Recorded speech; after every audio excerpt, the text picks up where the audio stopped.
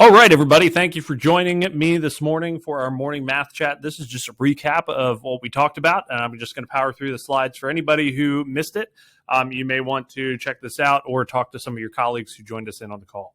So the chat initially was have you ever heard the phrase, I am not good at math? Or I can't do this. And why do you think a child would think this way? And a lot of you had shared this morning that it's sort of these predispositions that people end up learning throughout their time in school, because I found it pretty fascinating that in kindergarten, students don't typically think of themselves as a math person or not a math person. It's not until they get to like middle and high school. So where is that shift and where's that coming from? And we came to the conclusion that it was a lot from sort of parents who were saying, oh, I'm not good at math, so you're not going to be good at math, or it's okay, you're not good at math. Not everybody can be. And those are really detrimental to the growth mindset and the math mindfulness that we're trying to instill into our children, because we want everybody to try and achieve success in whatever area that they're moving towards. So for this morning math chat, we're really focusing in on how we can reduce math anxiety and how we can increase math mindfulness and how we can harness growth mindset with all of those pieces working together. So for our meeting today, we had a check-in, we had a pre-chat review. There weren't any new questions, but hopefully we will have some for next time. We'll be able to answer those for you. We reflected and inspected. We had a grade level breakout room. We also had a breakout breakdown. So let's go ahead and just run through some of the things that we shared from last time. We had this idea of these brain break ideas that you shared.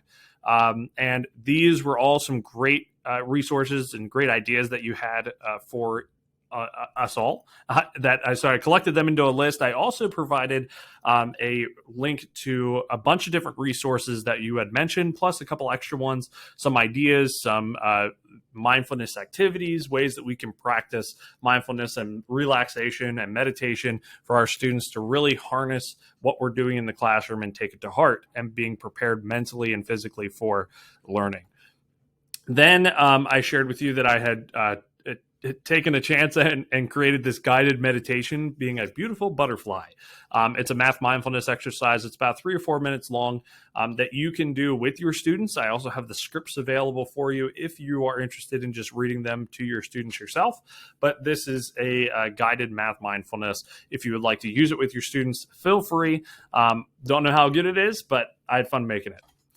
And then what we also have, and if I go on to the next page, we had our breakout rooms where we had some good discussions.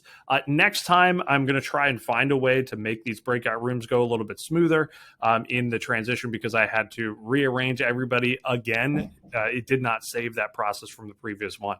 So grade level breakout rooms hopefully we'll be able to fine tune those so we can get you into those rooms a little bit quicker. So I do apologize for the delay there.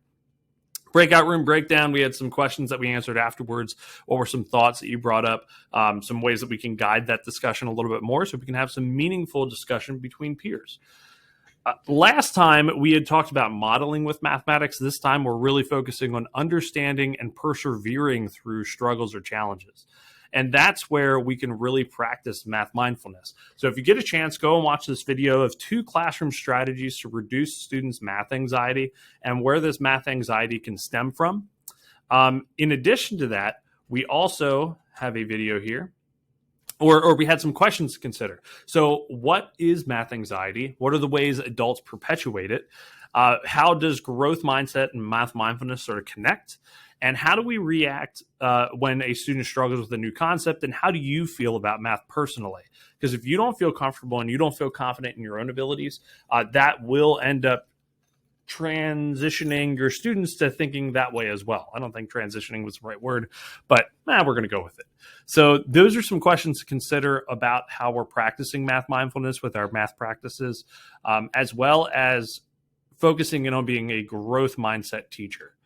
And then the checkout was this other video it's a TED Ed video, and why do people get so anxious about math? So it gives some validation to those people who do struggle in mathematics, who feel math anxiety, and in turn struggle even more because they can't get past actually just thinking about doing the problem. So if you get a chance, again, watch this video in the next couple of days and just reflect personally about how you convey mathematics to your students and how you teach them in your classroom. Thanks for watching. This is Josh on the Edge, and I'll catch you next time.